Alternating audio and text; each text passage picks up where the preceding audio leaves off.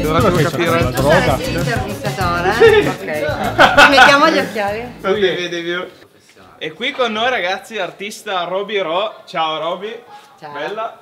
Ma vediamo proprio opere spaziali, proprio un trip lungo una vita. Raccontaci qualcosa.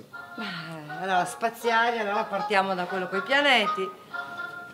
E beh, io ho sempre avuto questa passione per i pianeti, lo spazio, le grandi... Interessante, bello. Come dire, il vuoto, questa sensazione... Mangia qualcosa ogni tanto. Invece di drogarti. Invece di calarti acidi. No, dai, queste sono le reminiscenze, diciamo, adesso è tutto ok. Anzi, sento anche, ad esempio, un suono forse sei tipo in contatto magari con entità ultraterrene. Quello anche tutte questo. le notti.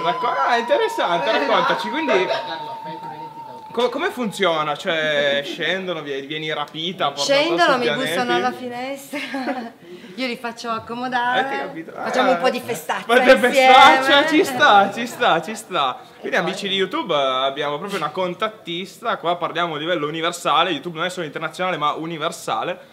E che altro dire? Fantastico, quindi grazie, Prego. è stato un piacere, alla prossima, ciao! Arrivederci, Questa è ciao. l'intervista più seria. Veramente? Ah, sì,